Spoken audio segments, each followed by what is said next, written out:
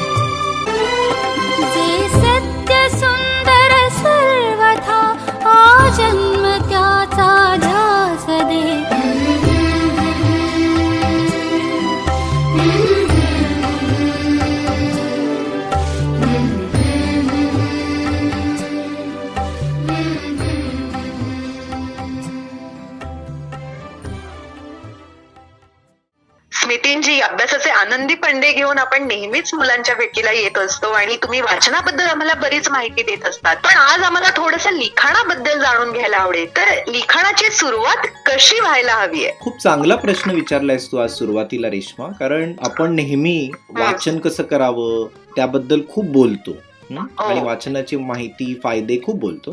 पण लिखाणही तितकंच महत्वाचं आहे आणि त्याची सुरुवात अगदी लहानपणापासून होते. लिखाण म्हटलं की ते आपल्या भावना, आपले विचार आपण कागदावर प्रकट करत असतो.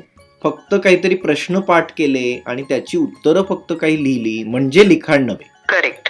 तर बुद्धीतून, मनातून आलेले विचार आपण कागदावर मांडले तर ते आपलं लिखाण असू शकतं. आता याची सुरुवात कशी होऊ शकते? तर अगदी लहानपणी म्हणजे 1.5, 2, 3 वर्षाची मुलं जरी असली तरी त्यांच्या हातात आपण पेन्सिल दिली तर आपण नेहमी पाहिलं असेल तर ते मुठ्ठीत पेन्सिल पकडतात आणि ते मग मुठ्ठीत धरून पेन्सिल मुलं आडव्या तिडव्या रेघोट्या आखायला लागतात. खरं म्हणशील तर माझ्या मते लिखाणाची ही पहिली पायरी आहे. आणि मग हळूहळू हळूहळू मुलं औपचारिक लिखाणाकडे वळतात. शाळा सुरू झाली की आपल्याला पेन्सिल पकडून नीट पकडून ते 2 ओळींमध्ये बरोबर लिहावं लागतं. बरोबर. सुंदर हस्ताक्षर हा त्यातनं आणखीन एक पुढचा टप्पा आहे.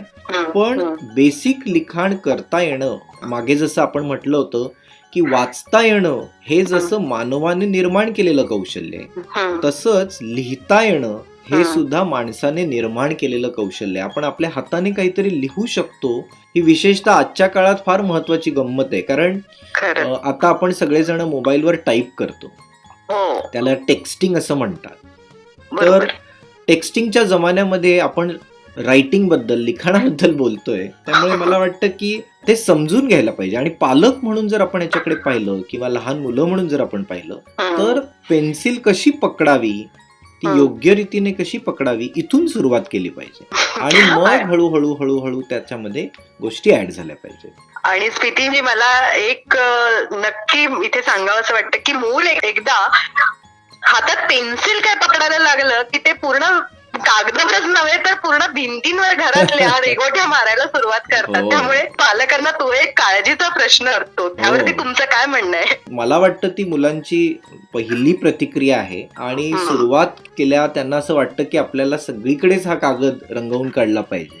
तर ती साहजिक गोष्ट आहे, म्हणजे अगदी नैसर्गिक प्रतिक्रिया आहे मुलांची. आपणही पहिल्यांदा मोबाईल हातात घेतला की मग त्याला सोडत नाही, तशा पद्धतीने ते पेन्सिल हातात घेतली, त्यातून लिहिता यायला लागलं, काहीतरी जमिनीवर मी आखतो आहे किंवा अशा प्रकारची प्रतिक्रिया जेव्हा मुलांमध्ये निर्माण होते, ती खरी लिखाणाची पहिली पायरी आहे. आणि म्हणून लहान मुलांना पेन्सिल कशी धरायला लावायची आणि ती कशी शिकवायची याबद्दल आपण आता एक माहिती ऐकणार आहोत. नक्कीच, चालेल.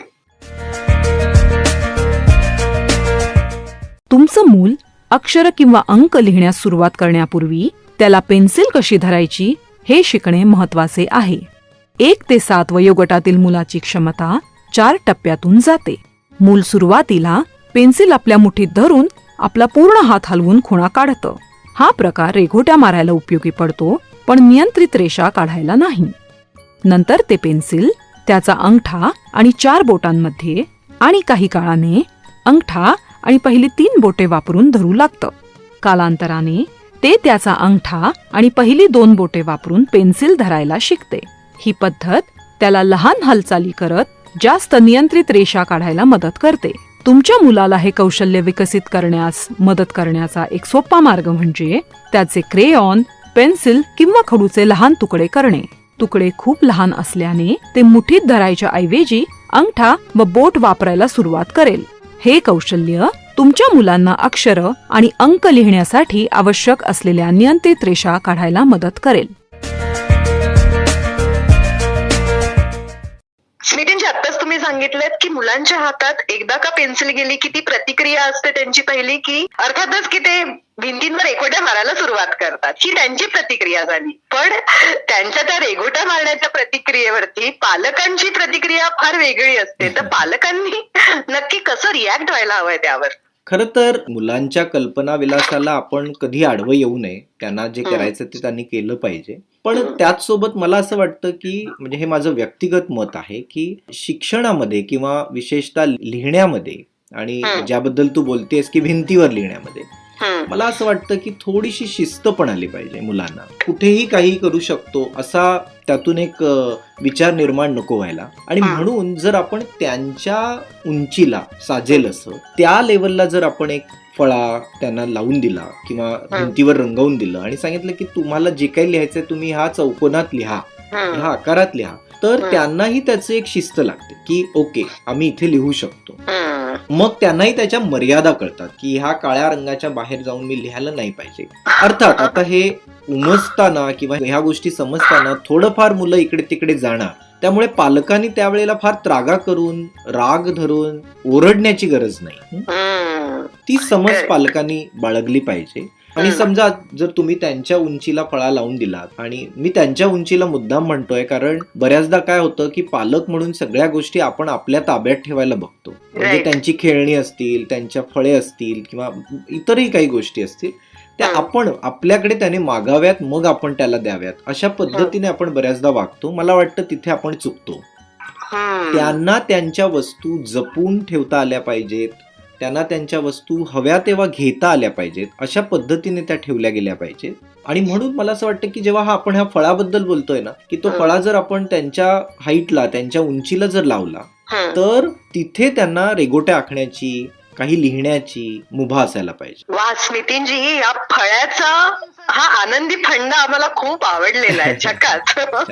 छान आयडिया आहे. पण त्याच सोबत रेश्मा, त्यामध्ये ती मुलं सरळ उभी रेषा, आडवी रेषा अशा पद्धतीने पण हळूहळू औपचारिक लिखाणाकडे वळणार आहे.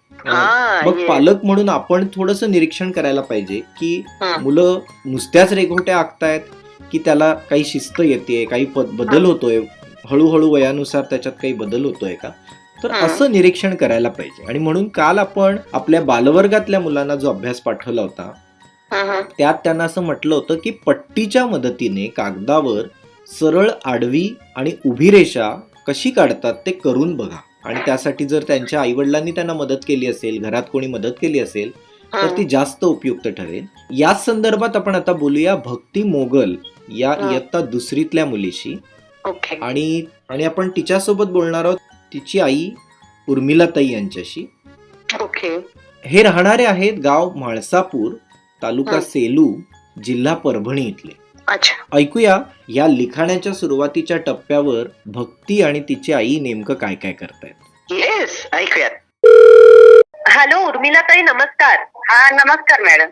शाळेबाहेरच्या शाळेमध्ये स्वागत आहे तुमचं. कशा आहात तुम्ही? छान आहे. अच्छा, भक्तीचा अभ्यास कसा चालू आहे?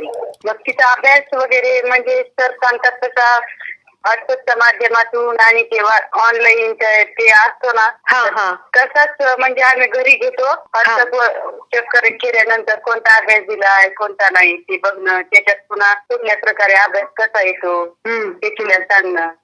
अरे वा, छान. म्हणजे आणि तुम्ही अगदी पर्सनली तिच्या अभ्यासामध्ये लक्ष देताय, ही खूप चांगली गोष्ट आहे. छान. उर्मिलाताई, तुम्ही किती शिकला आहात, काय करता काम? तर माझी 12वी झालेली आहे. बर. तसं मी 7वी शिकलेली होते, पण मी आता मुक्तीमधून 12वी केलेली आहे. अरे वा, छान. हा, मी गावामधून गटाची आयसी म्हणून पण आहे माझ्याकडे 10 सुनू आहे सर. अरे वा वा वा, खूप छान. म्हणजे तुम्ही भक्तीला अभ्यासात सुद्धा मग मदत करत असालच. हो सर. वा, छान. मग आम्ही भक्तीशी बोलू शकतो का? हो सर, बोला. हॅलो भक्ती, कशी आहेस? छान आहे. तुम्ही कसे आहात? आम्ही पण छान आहोत. भक्ती, आता तू कितवीला गेलीयस? अरे वा. आणि तुझ्या शाळेचं नाव काय आहे? माझं नाव जिल्हा परिषद प्राथमिक शाळा माथा. ओके, छान. आणि तुला शाळेतून अभ्यासाचे मेसेज येतात का बाईंकडून? येतात. आणि तू अभ्यास करते? हो. तुला कोण करतं मदत मग घरी? आई. Very good. अच्छा, आम्हाला सांग, पट्टीच्या मदतीने कागदावर सरळ, आडवी आणि उभी रेषा कशी काढायची? पट्टीच्या साहाय्याने. हो. मॅडमनी सांगितल्याप्रमाणे हा, एका मोठ्या कागदावर कंपास मधील पट्टीच्या साहाय्याने सरळ रेषा काढून वेगळे आकार तयार केले. अरे वा, छान. पेन्सिलने आखलीस की पेनाने आखलीस? मॅडमने मला एक टिपका काढून दिला. अच्छा, ओके. पण तू पेन्सिलचा वापर केलास की पेनाचा वापर केलास? पेन्सिलचा. हा, ओके. अरे वा, खूप छान. आता तू दुसरीला गेली आहेस, मग तुला दुसरी मधली एखादी कविता म्हणता येते का? येते. कोणती येते, सांग बरं. बिंग बिंग बिंगोरी. हा, म्हण बरं. बिंग बिंग बिंगोरी, गड गड फिरली, चक्कर येऊन पडली, चिंग चिंग सायकल, धाव धाव धावली, घर भर भटकून धपकन धडकली, किल्लीचा सुजोबा चुरू चुरू धावला, गवत खायला बागेत पळाला, निळ्या डोळ्यांची चिमुकली भावली, पर्यांच्या राज्यात पटकायला गेली, बाळाची खेळणी खेळणी जमून भागून कपाटात झोपली. अरे वा, खूप छान. अच्छा भक्ती, तुला मोठं होऊन काय बनायला आवडेल ग? पोलीस. अरे वा. छान. पण मग त्याच्यासाठी खूप ताकद कमवावी लागेल, अभ्यास करावा लागेल. व्यायाम करते. हा, व्हेरी गुड, गुड गुड, शाबास. चालेल. असं छान अभ्यास करत राहा Bhakti. All the best. Okay, bye. छान वाटलं तुझ्याशी बोलून, खूप मजा आली. बोलण्याची संधी दिल्याबद्दल मी आपली खूप खूप आभारी आहे. धन्यवाद. Okay, bye bye. बाय. नमस्कार उर्मिलाताई, नमस्कार. हा धन्यवाद. चालेल चालेल, आम्ही पुन्हा कॉल करू उर्मिलाताई तुम्हाला. बरोबर. Okay, bye. थँक्यू. बाय. डिंग डिंग डिंगोरी भिंग भिंग भिंगोरी डिंग डिंग डिंगोरी भिंग भिंग भिंगोरी घर घर फिरली चक्कर येऊन पडली घर घर फिरली चक्कर येऊन पडली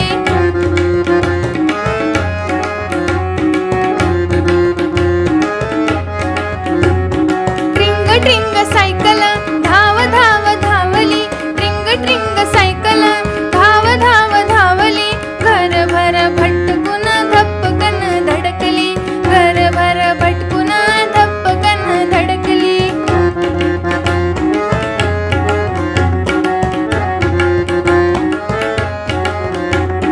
किल्लीचा ससोबा तुरु तुरु धावला किल्लीचा ससोबा तुरु तुरु धावला गवत खायला बागेत पळाला गवत खायला बागेत पळाला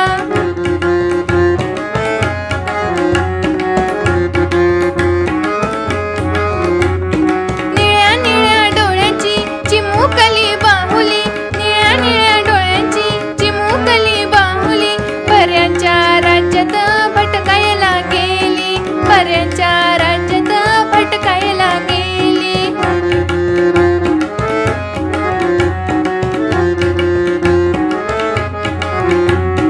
काळाची खेळणी खेळ खेळ खेळली बाळाची खेळणी खेळ खेळ खेळली दमून भागून कपाटात झोपली दमून भागून कपाटात झोपली दमून भागून कपाटात झोपली स्वीटींची ही डिंग डिंगोरी कविता ना मला खरंच खूप आवडते आणि विशेष म्हणजे आपली ही मुलं त्याचं सादरीकरण सुद्धा खूप छान करतात. हो ना. तर मग आपण आता 3री ते 5वीच्या विद्यार्थ्यांना काय अभ्यास दिला होता? आपल्या 3री ते 5वीच्या मुलांना अभ्यास आपण जो पाठवला होता त्यात त्यांना म्हटलं होतं की कोणत्या धान्याचे एकसारखे 2 समान भाग होतात. अच्छा. आणि ते स्पष्ट करा, उदाहरणं द्या, असं त्यांना म्हटलं होतं. तर त्या संदर्भात आपण आता बोलूया सायली भेंडारकर या इयत्ता 3रीतल्या मुलीशी, जी राहणारी आहे गाव परसोडी, तालुका सडक-अर्जुनी, जिल्हा गोंदिया इथली. तिच्याशी बोलूया आणि तिची ताई समीक्षा ताई यांच्याशी बोलूया. ओके. आणि समजून घेऊया की कोणकोणत्या धान्याचे सारखे 2 भाग होतात असं सायलीला वाटतंय. येस, चलो बात करते हैं. हाय सायली. हाय. ओळखलंस आम्ही कुठून बोलतोय? हो. कुठून? आकाशवाणी. पण कार्यक्रमाचं नाव तर सांग. शाळा बाहेरची शाळा. येस. ओके, कशी आहेस तू? चांगली. तुम्ही कसे आहात? हा, आम्ही पण छान आहोत. तू काय करत होतीस? अभ्यास. अरे वा, तुला अभ्यासात कोण कोण मदत करतस घरी तुझ्या सायली? ताई. पप्पा. व्हेरी गुड, खूप छान. तू आता 3रीला गेली आहेस ना? हो. आणि तुझ्या शाळेचं नाव सांग बरं आधी आम्हाला. दीपो वरिष्ठ प्राथमिक शाळा परसोडी. बर. अच्छा, तुम्ही किती भाऊ बहिणी आहात? आम्ही 2 बहिणी आहोत. ओके, बरं. मग तुम्ही मस्ती करता का ग? हो. भांडता का दोघी एकमेकींशी? हो. मग जिंकतं कोण? समीक्षा ताई जिंकते की सायली जिंकते? मी. Very good. बरं. सायली, तुझा आवडता विषय कोणता? आणि मराठी. बरं. छान. अच्छा, मग मराठीमध्ये तुला 3रीतली एखादी कविता येते का? हो. कोणती कविता येते सांग. प्रकाशातले तारे तुम्ही. बर, मग आम्हाला म्हणून दाखवतेस? प्रकाशातले तारे तुम्ही अंधारात रुसा हसा मुलांना हसा. छान. बस एवढंच. पुढे? तुम्हा बोलवी ती फुल राणी खेळ खेळती वारा पाणी आनंदाचे शिखरावरती खुशाल जाऊन बसा. रडणे हा ना धर्म आपुला बसण्यासाठी जन्म घेतला. भारतभूमीच्या आदर्शाच्या मनी उमटून ते ठसा. हसा मुलांनो हसा. हसून दाखव बरं सायली आम्हाला. हसली हसली हसली. हसा मुलानो हसा, प्रकाशातले तारे तुम्ही अंधारावर रुसा, हसा मुलानो हसा, हसा मुलानो हसा. बरं, अच्छा, आम्ही तुला काल जो अभ्यास पाठवला होता की कोणत्या धान्याचे एकसारखे 2 समान भाग होतात, कोणत्या होतात बरं? उत्तर तूर, ओके. मूग, चना इत्यादी ह्या धान्यांचे एकसारखे 2 समान भाग होतात. अरे कारण वा. जेव्हा आपण गिरणीमध्ये हे धान्य नेलं तर यांची डाळ तयार होते आणि तांदूळ गहू यांचे पीठ तयार होते. बरोबर, छान. तुझा अभ्यास खूप चांगला करतेस असं दिसतंय. हो. Very good. तुला मोठं होऊन कोण बनायला आवडेल? आरसीएस. वा, पण त्याच्यासाठी खूप अभ्यास करावा लागेल नाही का? हो. तुझी आहे तयारी? हो. व्हेरी गुड, छान. अच्छा, आम्हाला समीक्षा ताईशी पण बोलायचंय, देतेस का phone? Yes sir. Hello Samiksha. Hello sir, good evening. Good evening. तू कितवीला आहेस? सर मी आता 8 क्लासला शिकत आहे, JNV गोंदिया. Very good. आणि तू सायलीला अभ्यासात मदत करतेस? हो सर, मी करते ना, रोज तिला सांगते होमवर्क. आणि तुलाही शाळेबाहेरचे शाळेचे अभ्यास येतात का? यस सर, मी त्या ग्रुपला जॉईन आहे. हा. ते आज भूषण तर काहीतरी बोलले माझ्याशी, तेव्हा त्यांनी एक लिंक पाठवली, हा. ती सॉल्व्ह करणार आहे. व्हेरी गुड, खूप छान. आणि असे अभ्यास तुम्ही दोघी मिळून करताय तर? Yes sir. छान, मस्त वाटलं आम्हाला तुम्हा दोघींशी बोलून. आम्हाला पण खूप छान वाटलं. चालेल, आपण पुन्हा बोलू काही दिवसांनी. Yes sir. बरं, बाय बाय. थँक्यू. अशा प्रकारचा छान मजेशीर अभ्यास असेल तर मुलं हसतच राहणारच मीटिंगची. हो ना. आणि मुलांना अशा प्रकारचं अभ्यासिक स्वातंत्र्य मिळायला हवं, जे खरं तर आपल्या या शाळेमध्ये मिळतंय. नक्कीच. तर मुळात स्वातंत्र्य महत्वाचं आहे. म्हणजे अगदी आपल्या देशाला स्वातंत्र्य मिळाल्यापासून आपण वेगवेगळ्या क्षेत्रामध्ये वेगवेगळ्या स्तरावर प्रगती करतोय नाही का? हो ना. आणि खरं म्हणशील तर म्हणजे आपल्याला थोडंसं या स्वातंत्र्य युद्धाबद्दल थोडीशी माहिती आणखी असायला पाहिजे. आजच्या काळातही ती फार उपयुक्त ठरेल. कारण इंग्रजांच्या विरुद्ध झालेला देशभर लढा आणि जसे स्वातंत्र्यापूर्वी आपल्या देशामध्ये लोक एकत्र आले, त्याच पद्धतीने आता सुद्धा आपण कोरोनाच्या विरुद्ध लढताना सुद्धा अख्खा देश एकत्र आला.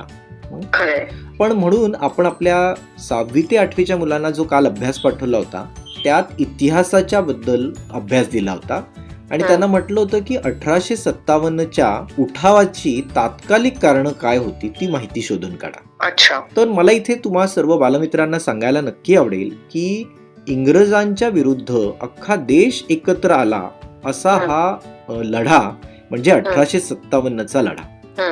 10 मे 1857 रोजी मेरठ येथील लष्कर छावणीमधील बंडापासून याची सुरुवात झाली आणि लवकरच ते सगळ्या भारतभर म्हणजे उत्तर भारत, मध्य भारत सगळीकडे हा लढा पसरला.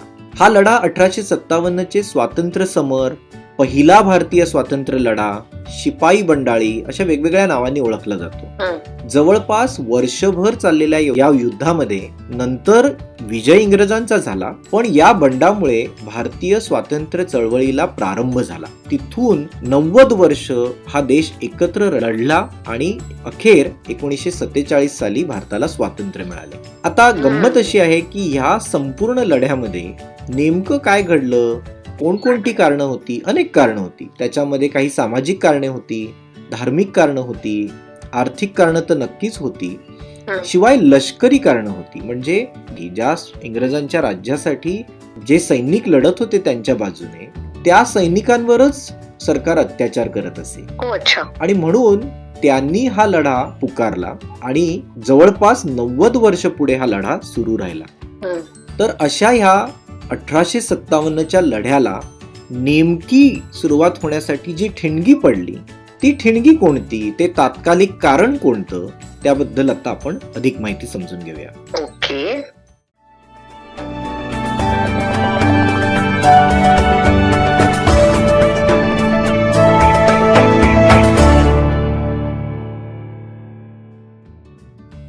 तात्कालिक कारण. कोणत्याही दाबून ठेवलेल्या असंतोषाला बाहेर पडण्यासाठी निमित्त हवे असते. असे निमित्त म्हणजे त्या उद्रेकाचे तात्कालिक कारण असते, ते प्रमुख कारण नसते. 1857च्या उठावास कारणीभूत ठरलेली तात्कालिक गोष्ट अशी होती, ब्रिटिशांनी 1856 साली हिंदी सैनिकांना लांब पल्ल्याच्या एनफिल्ड बंदुका दिल्या. त्यात वापरण्यासाठी नवी काडतुसे म्हणजे गोळ्या दिल्या. त्या काडतुसांवरील आवरण दाताने तोडावे लागे. या आवरणाला गायीची व डुकराची चरबी लावलेली असते. अशी बातमी सर्वत्र पसरली. गायीला हिंदू पवित्र मानतात, तर डुकराला मुस्लिम अपवित्र मानतात. यामुळे हिंदू व मुस्लिम सैनिकांच्या धार्मिक भावना दुखावल्या आणि त्यांच्यात असंतोष निर्माण झाला. आपला धर्म बुडविण्याचा इंग्रजांचा हा डाव आहे असे त्यांना वाटू लागले. त्यांनी याचा जाब गोऱ्या अधिकाऱ्यांना विचारला, तेव्हा ही गोष्ट साफ खोटी असल्याचे इंग्रजांनी सांगितले. पण शिपायांचा त्यावर विश्वास बसला नाही. त्यांचा क्रोध वाढतच गेला. या असंतोषाचा पहिला उद्रेक 10 मे 1857 रोजी मीरत येथील छावणीत झाला. शिपायांच्या बंडाची पहिली ठिणगी तेथे पडली.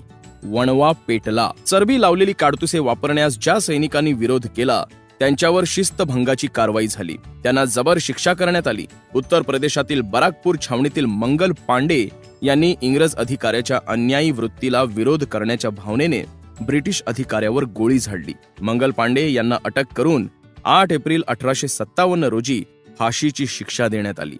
ही बातमी आग पसरावी तशी हिंदुस्थानात सर्वत्र पसरली. 1857च्या मे महिन्याची ती 9 तारीख होती. त्या दिवशी इंग्रज अधिकाऱ्यांनी दिलेली काडतुसे घेण्यास मेरठ छावणीतील 85 सैनिकांनी नकार दिला.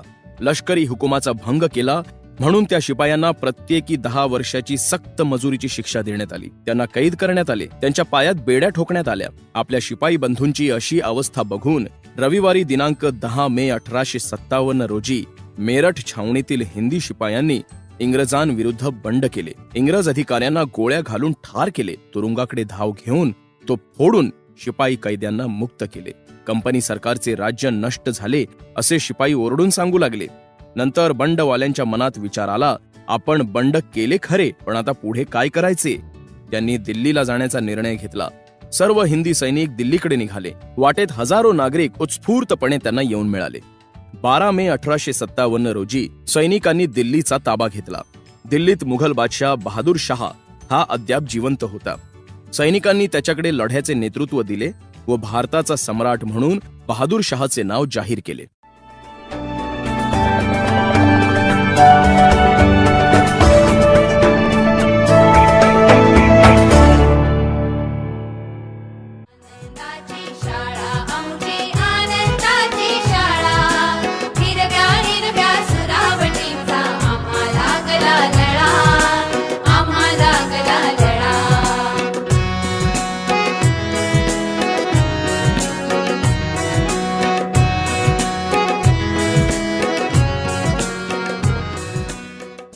स्मितींजी, आज जाता जाता आम्हाला कोणता सुविचार देणार आहात? मला आजच्या या स्वातंत्र्य लढ्याबद्दल ऐकून आणि त्याबद्दल माहिती समजून घेतल्यानंतर सरदार वल्लभभाई पटेल यांचे एक विचार आठवले. ते नेहमी म्हणत की हर नागरिक की यह मुख्य जिम्मेदारी है कि वह महसूस करे कि उसका देश स्वतंत्र है और देश की स्वतंत्रता की रक्षा करना उस हर नागरिक का कर्तव्य है. म्हणजे त्यांना असं म्हणायचं होतं की प्रत्येक नागरिकाला इथे जाणीव असली पाहिजे की देश स्वतंत्र आहे आणि देशाच्या स्वातंत्र्याचं रक्षण करणं हे प्रत्येकाचं कर्तव्य आहे. वा, नक्कीच. सो फ्रेंड्स, दिवसाची सुरुवात अशा छान अभ्यासाने झाल्यावर पुढचा संपूर्ण दिवस सत्कारणी लागल्यासारखा वाटतो की नाही? आजच्या अभ्यासाचा पंडा हाच आहे. वेळेचं, विषयाचं आणि अभ्यासाचं योग्य नियोजन करा आणि सातत्य ठेवा. भेटूया पुढल्या भागात. थोडा अभ्यास, थोडी मस्ती करत राहा. सोबत थोडे हसा, थोडे वाचा आणि थोडे लिहिते सुद्धा राहा. Stay happy and active. Bye bye. नमस्कार.